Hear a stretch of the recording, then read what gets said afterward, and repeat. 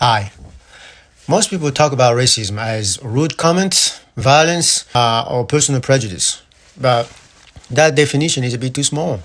Um, when we say that racism is white supremacy, we are not talking about personal attitude. Okay, we are talking about a system, a structure, a set of rules that has organized society for many years, for centuries, we can say. So I'm coming over here trying to use some examples and try to explain it my way. And at the end, I will invite you to come to an understanding of that statement. The statement is that racism is white supremacy. The core or the main idea here is that racism is not random. Racism was built, and the blueprint it was built from is white supremacy. And what is white supremacy? White supremacy is a system where whiteness is placed at the center as the norm, the standard, and the group with the most protection, the most power and access. Racism is the expression of that system through laws, institutions, culture, and through daily life. So to claim that racism is white supremacy means simply that racism is the engine uh, designed to maintain and protect white advantage or white supremacy or white privilege. Okay, but how was the system built? To come to an understanding of that thing, you gotta go deep into the foundation of the creation of white supremacy. You can look at legal creation of race, for instance. Um, Race categories in America, they didn't appear like that naturally. They were invented into laws.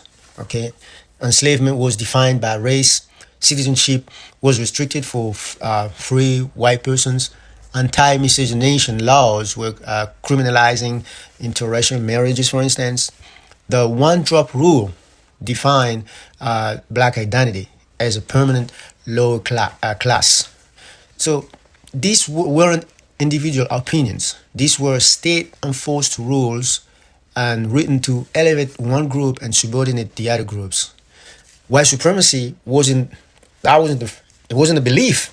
It was the official operating system of the country, of the United States. Okay, and how the system evolves, but how did it evolve, but survive at the same time? We can look into that. Okay, white supremacy changes shape all the times. Okay, here are deep examples across institutions. We can look at housing. White supremacy changes shape, but it still survives. Okay, in housing, for instance, after World War II, I learned about that white families were given access to mortgages, suburb, and land through federal programs, different federal programs, but black families were intentionally locked out of it. Red line, denied loans, pushed into neighborhoods that were undervalued by the government. And what was the result? The result was that white families, they built generational wealth through home equity, and black families, they were systematically prevented from doing the same thing. This wasn't bad luck. This wasn't a bad luck. It wasn't a feeling. It wasn't an opinion. It was laws. It was laws and policies built from white supremacist assumptions that about who deserved access and who didn't. Okay, and the consequences are terrible. Today, the wealth gaps, school funding gaps, and even life expectancy gaps, they all come from this. Okay, the original engine was white supremacy, and the output is racism. We also can look at policing and criminal justice. Okay, policing in America was shaped by slave patrols, frontier militias. It was shaped by laws that were designed to control non-white people. Okay, and what happens is that generations later, you see heavier policing in black and Latino neighborhoods and communities. You see high arrest rate for the same behavior. Black people and Latino are arrested a little bit more than white. You see a prison system that put non-white people in cages. You know, the laws they often look neutral, race neutral, we can say, but the design and the enforcement patterns, they reflect a system built on white supremacy. That's totally true. And what is the result of all this? The result is that racism replicates itself without needing anyone to say a slur, without needing anyone to say that they are racist. Okay? Absolutely not. We're going to look at education and how the kids are taught at school. White supremacy shows up not just in who gets the resources, but in whose stories get told. Okay, textbooks. All the textbooks center white inventors, for instance, white heroes, white perspectives. Indigenous genocide it's softened up. Okay, black history is squeezed into 1 month and treated like a side chapter.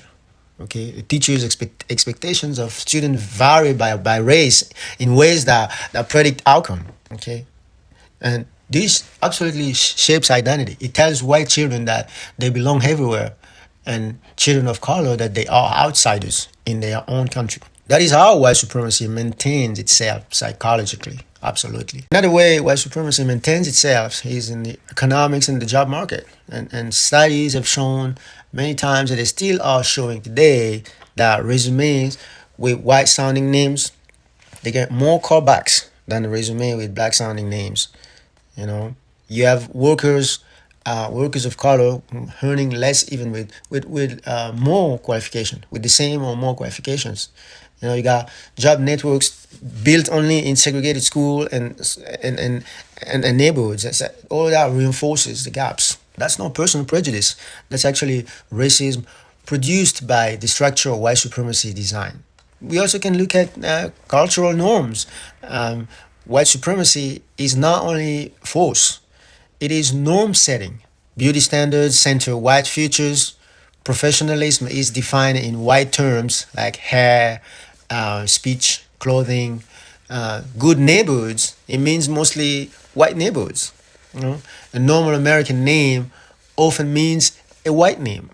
Okay, movies, advertisements, and media consistently show white people as the default lead, the default expert, the default hero, the default judge, the default doctor, the default savior. Culture quietly teaches the same lessons the laws once shouted. Okay, lessons like whiteness equals authority, whiteness equals safety, whiteness equals normal. That is white supremacy functioning without anyone explicitly calling it that way. But what do people get wrong most of the time? Many people think that racism is individual feelings, okay, belief. I like this group, I don't like the other group. I don't like this group right here. But you can remove every individual bigot, and the system will still produce unequal schools, unequal police contacts, unequal wealth, unequal access, unequal representation, unequal health care, unequal outcomes for the same actions. Why? Why? Well, because the system was built to do just that. Okay? That's why racism is white supremacy, because the system upholds white dominance, even when individuals think they are colorblind. Okay, now there is a clarification. Okay, when we say white supremacy, we are not saying every white person is personally hateful. No, not every white person is personally hateful. Okay, we are saying that all of us live inside a system that was constructed to advantage whiteness. That's what we're saying, and that that system is still producing racial inequality even without personal intent. Very important. So understanding this is absolutely not about guilt. I'm not pointing anybody being guilty. It's about clarity. Okay, you cannot fix what you cannot name. You can't fix something that you cannot name. Here's what I'm going to say to end this. Okay, um, what you need to remember is that racism is white supremacy. That statement means simply that racism it is not just individual bias. It is a whole system of laws and institutions and cultural and historical advantages designed to center whiteness and to distribute opportunity, safety, wealth, and humanity unevenly. Okay, this is why racism has patterns. This is why outcomes repeat. This is why change requires more than being nice. I'm not asking white people to be nice. You have to understand the system before you can change the system. If you want to fight racism, you have to identify the structure behind it. Okay, because once you see the pattern, you can never unsee it. Absolutely no. And once you understand the system, you can help dismantle it. Okay, very important. And it's very hard to talk about racism. People think that they're putting them for being guilty of anything. It's not about that. It's about the system that's built to center whiteness as the top. Okay, racism is white supremacy. It is a system that was built through centuries to center, okay, whiteness as the norm, whiteness as the top, whiteness as the supreme. That is white supremacy. And every time we talk about white supremacy, we do not want to make it feel like we are pointing a group of people and saying that they are guilty. Absolutely not. Okay, well, thank you.